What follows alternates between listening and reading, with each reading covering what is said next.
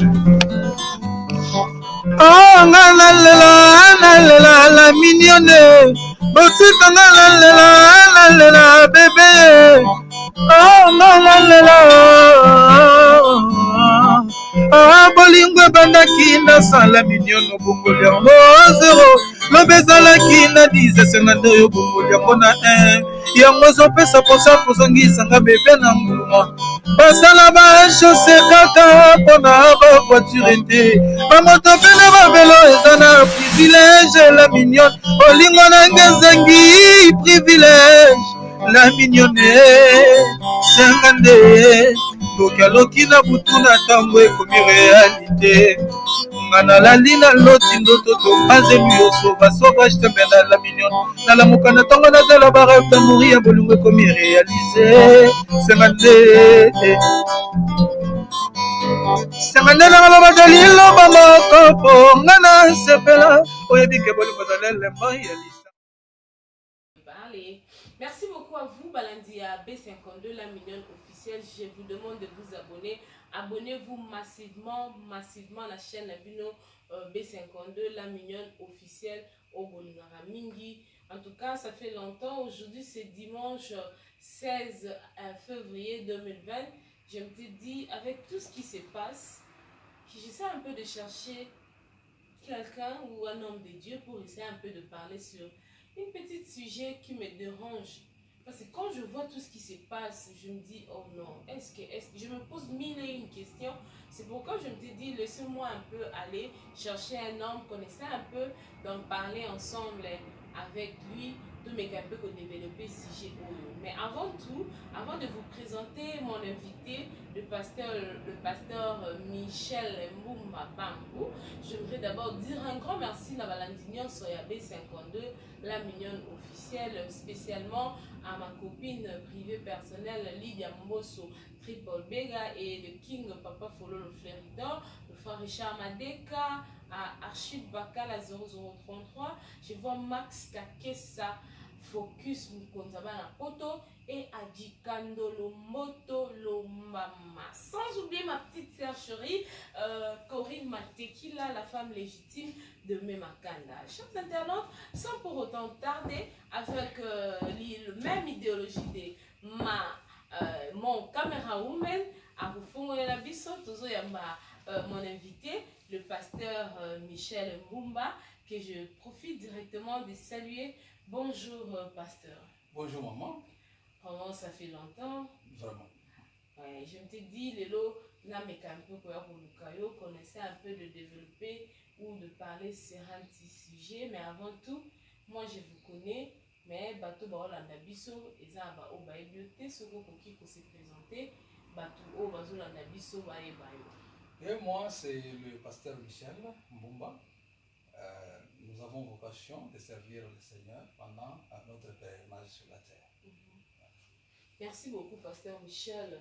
Donc voilà, pasteur Michel, ce qui est le format na yoko lukayo, ah bon maman parce que ça na moi si j'ai mon gros nazaki pour tout na mille et une questions, j'allais savoir, je me dis là luka musali moko nzambe to meka un peu pour développer sujet oyo.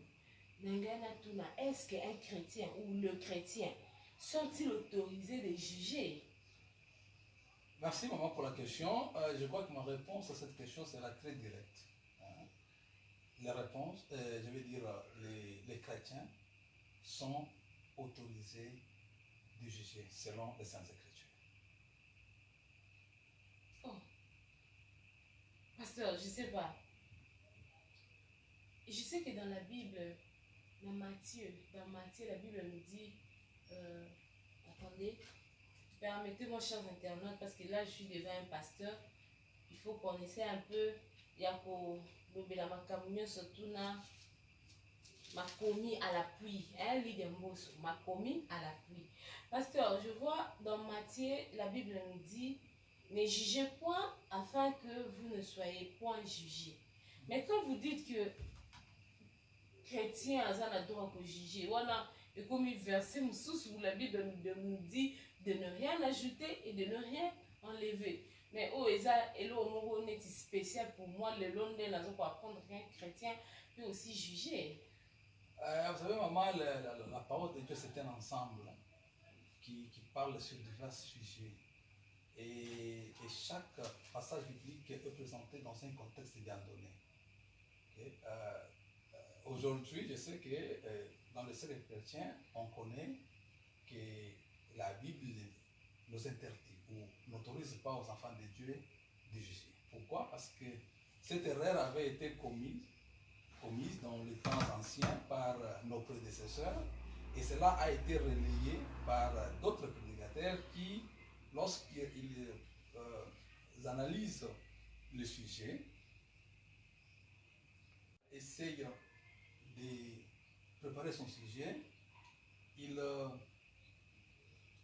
n'a pas le temps d'étudier le contexte dans lequel les passages sont donnés. Okay? Beaucoup lisent le verset biblique à la volette. Hein? Je veux dire à la sauvette, ils lisent ça à la volée, sans pour autant essayer de comprendre le contexte dans lequel le passage est donné. Et c'est pourquoi l'erreur est relayée jusqu'à nos jours, et on dit qu'il ne faut pas juger parce que cela ne nous est pas autorisé par les Saintes Écritures.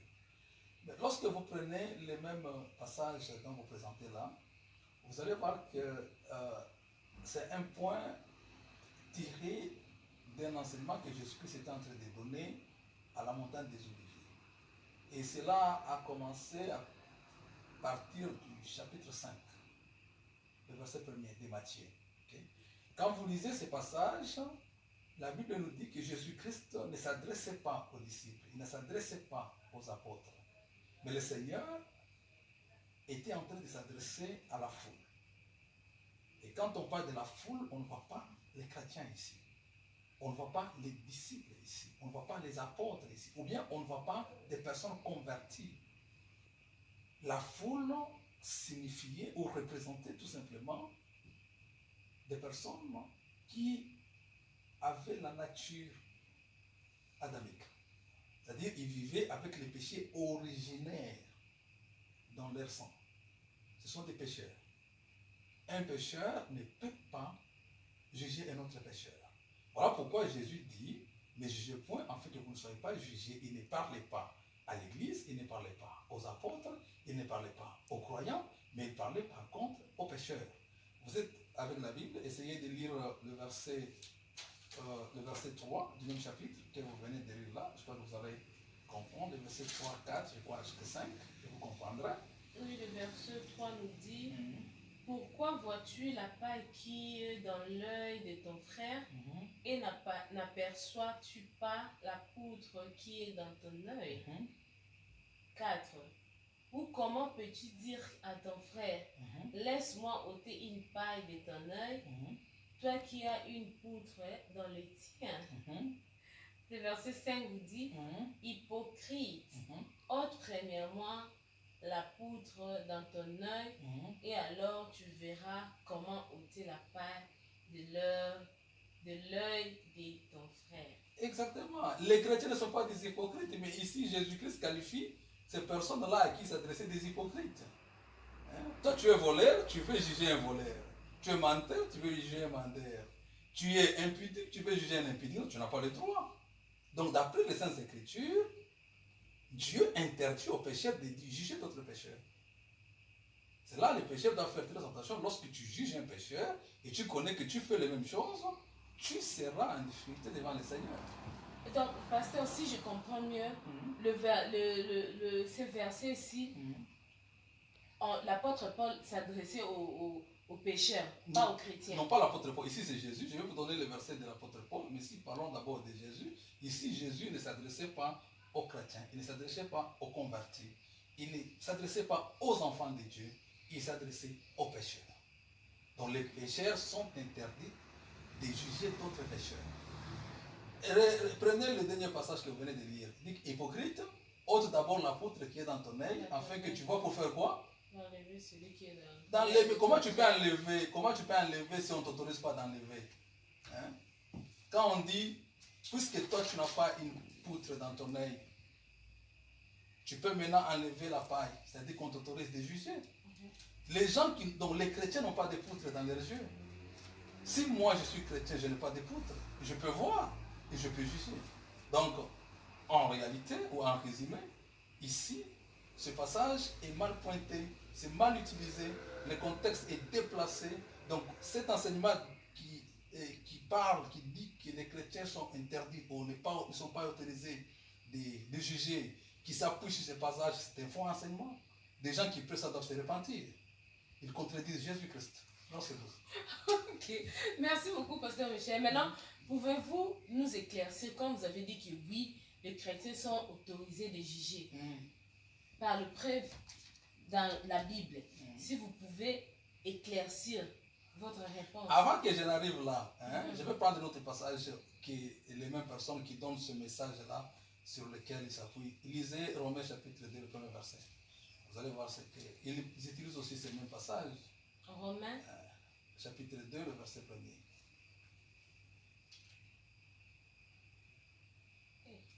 Romains chapitre 2, le verset 1er. Romains chapitre 2, verset 1er. La Bible nous dit, ô homme, qui que tu sois, toi qui juges, tu es donc inexcusable, car en jugeant les autres, tu te condamnes toi-même, puisque toi qui juges, tu fais le même chose. Donc, il s'appuie aussi sur ce même passage. Et quand vous... Donc, c'est là, si, en lisant ce passage, pasteur, je peux dire que, donc, quand vous vous dites que oui, un chrétien peut juger, donc quand tu juges, c'est que toi aussi tu seras jugé. Quand le païen juge, il sera jugé. Quand le pécheur juge, il sera aussi jugé. Et quand les chrétiens jugent, il ne sera pas jugé. Comment, pasteur? C'est là que moi je ne comprends pas. Parce que quand toi tu juges quelqu'un, tu juges par rapport à ce que tu as vu de la personne. Mais là, toi tu fais ce que la personne fait, mais en cachant. Non, non. Je veux que nous puissions bien définir la personne chrétienne. Une personne chrétienne, c'est quelqu'un qui n'a pas une poutre dans son œil, selon Jésus-Christ. C'est quelqu'un qui peut voir. Et quand il voit son ami, ou je veux dire, quand il voit son prochain avec une paille, il ne peut pas le laisser parce qu'il voit, il va enlever la paille qui est dans l'œil du prochain. C'est pourquoi les chrétiens doivent prêcher l'évangile dans le monde, dire aux gens de ce monde que voici, vous êtes dans le péché, vous devez quitter le péché, vous allez, parce que les chrétiens voient que ce qu'ils font c'est le mal, c'est le péché. Vous comprenez, maman? Oui. C'est-à-dire que les chrétiens n'ont pas de poutre dans le péché, c'est pourquoi ils voient. Mais un pécheur, il a une poutre dans son œil, il ne peut pas voir, il n'est pas autorisé de pouvoir juger son prochain. Et dans Romains chapitre 2, le verset 1er, l'apôtre Paul ne s'adresse pas à l'église. Il parle à l'homme pécheur. Si vous évoluez, bien si vous permettez, évoluez avec la lecture jusqu'au verset 8, vous allez comprendre que l'apôtre Paul parle bien du pécheur et non pas des chrétiens. Lisez le verset 2 et continuez. Le verset 2, Romains 2 nous dit, nous savons en effet que les jugements de Dieu contre ceux qui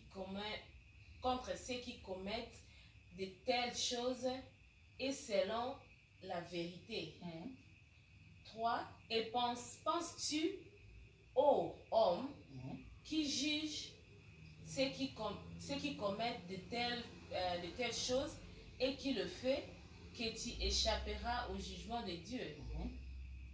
Ou méprises-tu les richesses de sa bonté, de sa patience et de sa longanimité, ne reconnaissant pas que la bonté de Dieu te pousse à la repentance? À la repentance.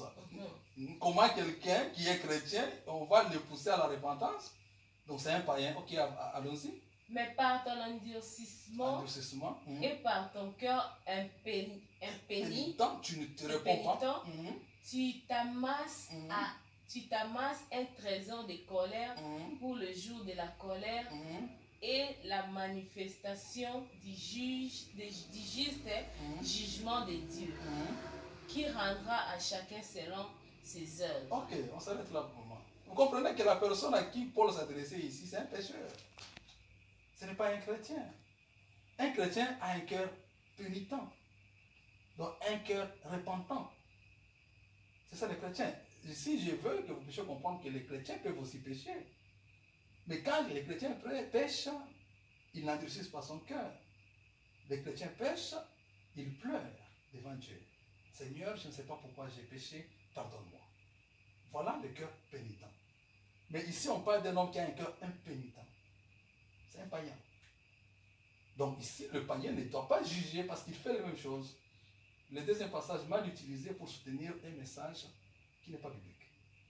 Ok, pasteur, il n'y a pas de quoi. Maintenant, vous pouvez nous expliquer quand vous dites que les chrétiens sont autorisés de juger.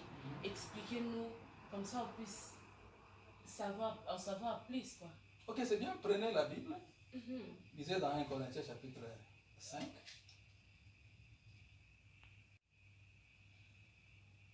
Ok, lisez les Saintes Écritures dans 1 Corinthiens chapitre 5, commencez par le verset 11 jusqu'au verset 13, et puis vous irez au verset... Non, lisez d'abord ça, puis on va passer au chapitre 6, le premier verset, puis on va descendre. Ok, 1 Corinthiens chapitre 5, verset 11, la Bible nous dit, maintenant, ce que je vous ai écrit, c'est de ne pas avoir de relation avec quelqu'un qui se nomma frère et impudique ou cupide ou idolâtre ou outrageux ou ivrogne ou ravisseur, de ne pas même manger avec un tel homme. Arrêtez d'abord là. Ici, l'apôtre Paul dit, ce que je vous ai recommandé, c'est de ne pas avoir de relation avec quelqu'un se nommant frère. C'est-à-dire que quelqu'un qui se dit qu'il est chrétien, mais il ne l'est pas. Il ne l'est pas, il est un hypocrite. C'est un menteur, vous comprenez? Il est un impudique, un menteur, un voleur, un criminel et tout ça. L'apôtre Paul dit de ne manger même pas avec lui. Ça, les chrétiens ne font pas. Ça, les chrétiens ne font pas. Donc, vous voyez, le christianisme que nous avons aujourd'hui dans le XXIe siècle est très différent de la parole pure et sainte qui avait été donnée dans le premier siècle. Donc, on continue à lire. Le verset 12, la Bible nous dit, qu'ai-je en effet à juger c'est du dehors.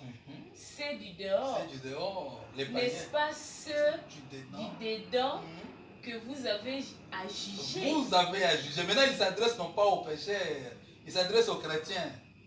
Ça, c'est le contexte. Il faut comprendre le contexte du passage. Matthieu 7, 1 parlait de pécheurs. Romains 2, 1 parlait du pécheur. Mais 1 Corinthiens chapitre 5, le verset 12 parle des chrétiens. Recommencez ce passage, le verset 12. Qu'ai-je en effet à juger c'est du dehors? Là, c'est une question. Et puis, n'est-ce pas c'est du dedans que vous avez à juger? Et le verset 13 nous dit, pour ceux du dehors, Dieu les juge. Yes. Ôtez le méchant du milieu de vous. Comment vous pouvez ôter un méchant dans l'église de Dieu si vous ne le jugez pas au préalable, maman? Un frère dans l'église qui est impudique, il faut le juger. Un frère dans l'église qui est voleur, il faut le juger. Qui vont juger ces frères? Ce sont les enfants de Dieu. Et ils sont autorisés à faire ces jugements. Quand, même un pasteur, quand il commet des bavures dans l'église, on doit les juger, c'est un frère. Même si la personne est renommée, je ne sais pas, de n'importe comment, même s'il a l'argent, même s'il dit qu'il est frère, mais il mène une vie de désordre, nous les enfants de Dieu, nous avons l'autorisation de le juger. Non, c'est bon. Chers internautes, je crois que ensemble avec moi j'ai été surpris aujourd'hui, mais j'ai retenu quelque chose. Je crois que Yopé Place aux alliés ont retenir quelque chose. Pasteur Michel, merci beaucoup. Je ne sais pas si vous avez à ajouter. Non, on va continuer avec l'écriture et Romains et d'amis. Je vais dire 1 Corinthiens, cette fois-ci, chapitre 6. Commencez par le verset 1 et descendez, vous allez comprendre. 1 Corinthiens 6. Ce sont des passages qu'on ne donne pas, on ne prêche pas dans les églises, on garde ça secret. 1 Corinthiens chapitre 6, verset 1, la Bible nous dit quelqu'un de vous, lorsqu'il a un différend avec un autre, ose-t-il plaider devant les injustes et non devant les saints? Ne savez-vous pas que les saints jugeront le monde? Est-ce que vous comprenez? Nous, les saints, nous allons juger le monde. Son jugement passe par nous, les saints plutôt. Avançons. Et si c'est par vous que le monde est jugé, êtes-vous indigne de rendre le moindre jugement? Ok, avancez. Ne savez-vous pas que nous jugerons les anges et nous ne jugerions pas à plus forte raison les autres de cette vie? Les choses de cette vie. Les choses de cette vie. Quand donc vous avez des différends pour les choses de cette vie, ce sont des gens dont l'Église ne fait aucun cas que vous prenez pour juger. C'est une honte pour l'Église. Allez-y, arrêtez-vous là-bas, allez-y aux côtes, je vais dire au parquet, les tribunaux, vous allez trouver que les chrétiens ont des dossiers, chrétiens entre chrétiens, devant les juges païens. Ça, c'est très grave. Ça montre l'incapacité du niveau, donc, et la bassesse du niveau spirituel de l'Église actuelle. Vous comprenez? C'est une honte. Nous, les enfants de Dieu, nous avons le droit de juger. Alors, je vais vous dire une chose. Les gens peut-être ne comprennent pas les termes juger ou jugement. C'est pourquoi ils vont à la sauvette et font des conclusions qui n'ont pas de sens. Je vais vous lire un peu ce qu'on entend par le jugement. Okay? Jugement en termes d'approbation et de commandement est une faculté de l'entendement qui saisit des rapports entre les idées, qui apprécie sainement les choses. Tandis qu'en termes de logique, il s'agit de l'acte de l'entendement par lequel on décide qu'il y a convenance ou disconvenance. Quand vous lisez ceci, maman, ça parle du discernement. Tout ça parle du discernement. Entre nous, les chrétiens, nous, les enfants de Dieu, les païens, qui doivent avoir le discernement? Et si nous avons les dons de discernement, nous l'avons au moins de la parole de Dieu. Et si nous avons la parole de Dieu, donc nous sommes des personnes placées au premier rang pour apporter le moins de jugement. Vous comprenez? Et puis, en plus de cela, maman, en plus de cela, comment voulez-vous que l'Église de Jésus-Christ puisse garder sa sainteté et sa fidélité si on ne peut pas se juger entre nous? Quand un frère va faire de n'importe quoi, quand un frère va faire de l'impudicité, quand un frère va commettre les crimes, quand un frère va voler, on ferme nos bouches parce que lorsque nous allons juger, on va se nous juger. Comment est-ce qu'il y a crainte au milieu des enfants de Dieu dans l'Église sainte de Dieu? Mais, pasteur Michel, je ne sais pas. Moi, je sais, j'ai suivi un peu de prédication, un peu de partout. La Bible nous dit, si tu vois ton frère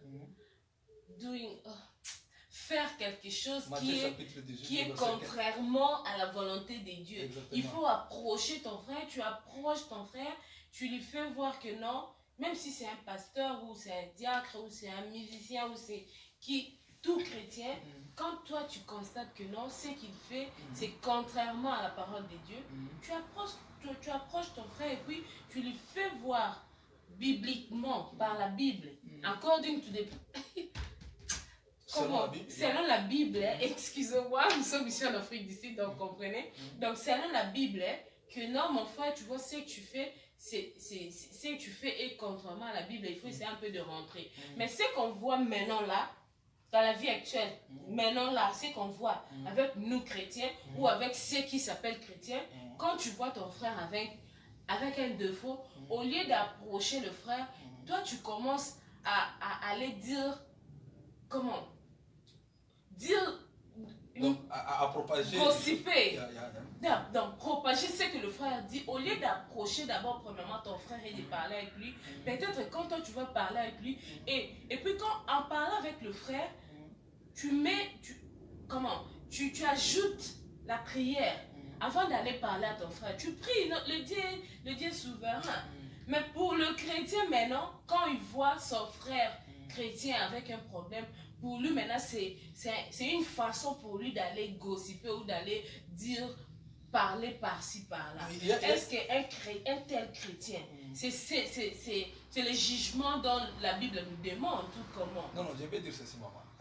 D'abord, notre sujet, c'est sur les jugements. Les chrétiens sont-ils autorisés de juger ou pas? Nous disons oui, ils sont autorisés de juger. Vous comprenez? Maintenant, le problème, les jugements, on ne doit pas le faire à la manière mondaine. Hein? Donc, on doit le faire... Mais c'est que les chrétiens d'aujourd'hui font, ils les font. Attendez, je vais arriver. Okay. Les jugements, nous devons les faire selon la procédure établie par le Seigneur. Vous comprenez? Tout ce que les gens font ne reflète pas la Bible, ne reflète pas l'enseignement chrétien, ne reflète pas la doctrine chrétienne. Mais nous, quand nous prêchons, nous faisons tout pour dire ce que la Bible nous demande de faire. Vous comprenez? Les points que vous venez de soulever ici, c'est Matthieu chapitre 15, le verset 16 à 18. Vous comprenez? Ici, on parle de la procédure lorsque tu découvres qu'un frère a un problème contre toi. Quand un frère est dans le mal, vous comprenez? Tu as trouvé que le frère est dans le mal. Le Seigneur Jésus-Christ nous a présenté une procédure lorsque nous trouvons un frère dans le mal.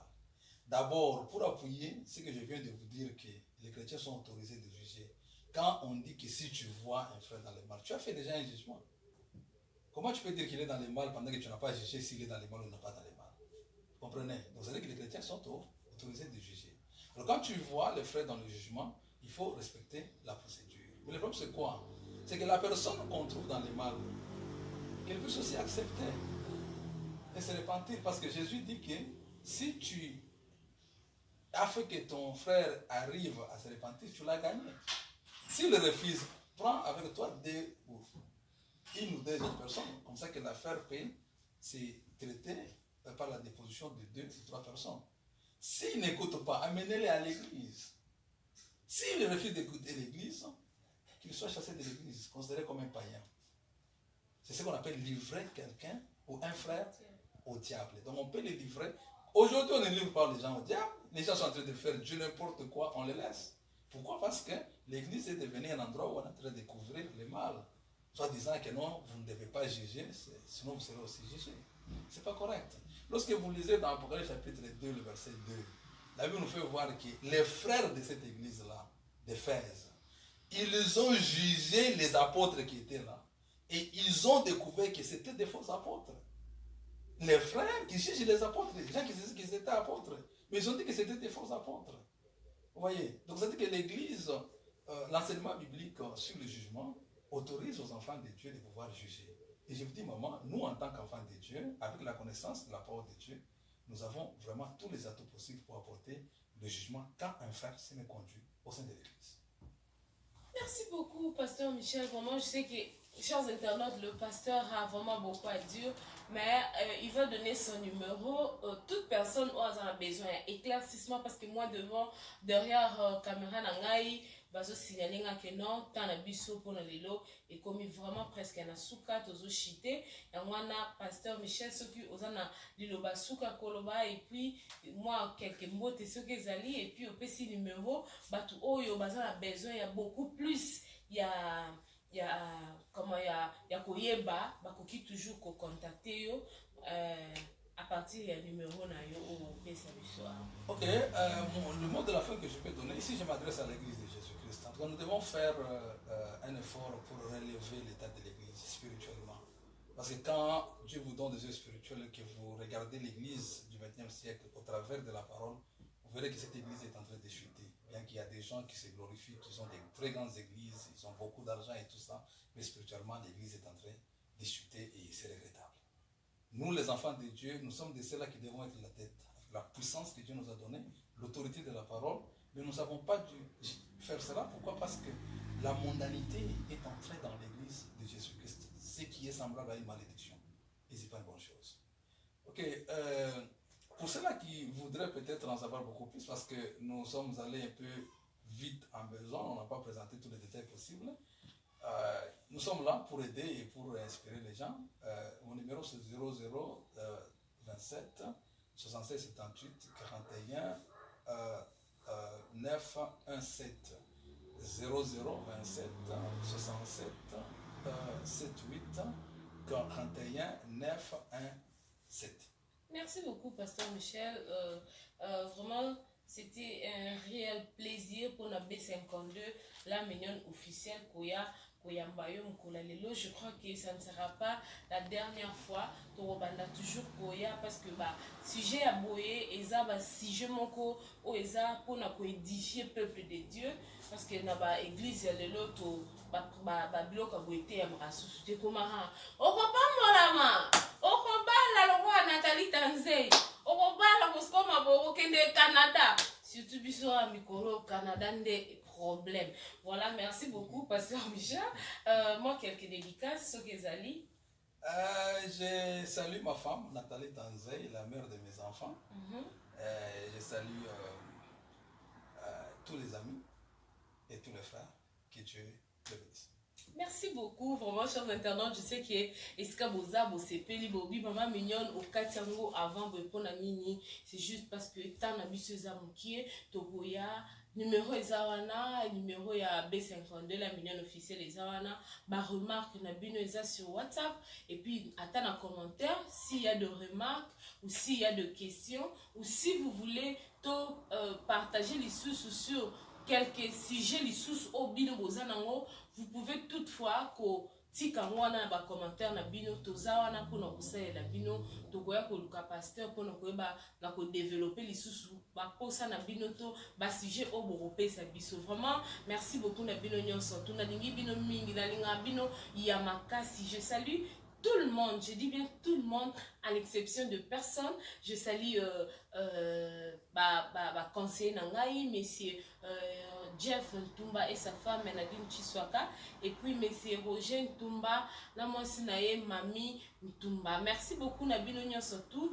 Avant de clôturer, j'aimerais dire un grand merci à mon pasteur Florent Kayembe et sa femme Maman Carole Kayembe. Je dis un grand merci à papa Jacques Kachina Mwasinae Maman Gloria Mpunga. Je dis un grand merci na bana nyo surtout ya Nzambe o bolanda rabiso Ursile Kayembe na Pesiombo Tesikozali Sylvie Malonga na Bosanyote Nathalie Chimanga bino nyo surtout bato bolinga rabiso couple Alele, je vois monsieur Héritier Alele Namwasinae Aline. Donc merci beaucoup Nabino en tout cas. Quant à moi, maman mignonne, je vous dis bye. Ouais, c'est bien moi Gianni Pacha El Capitano double brassard. Abonnez-vous massivement sur notre chaîne B52 La Mignonne TV officielle. Chaîne Troubé Damasoula Trahison Lelo Lobby Onakuna. Donc chaîne Mora. Hein? Chaîne Nabiswa Sika B52 La Mignonne TV officielle. Vous s'abonnez vraiment et belé. Je reste Nzeza F Guerrier Ayemi. JMBO dans les présidents du 91. Japon tout s'abonner à B52 La Mignonne officielle TV. Chaîne moi il y a bien quoi. Hein, je reste Nzeza. Na kitina sina ça la vidéo. Palais. Na palais libanda. Na ba car. Na ça la vidéo. Tonte. Oh, la mignonne, botika la bébé.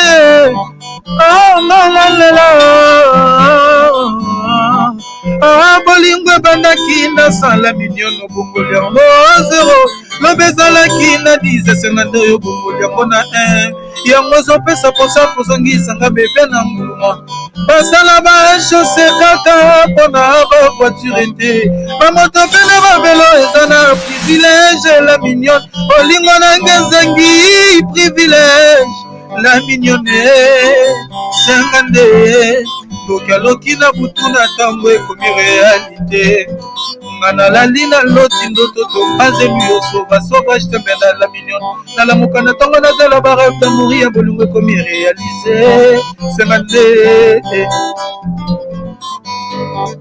nanga loba dalilo bamoko mpo nga na sepela oyebike bolingo zala elemba ya lisa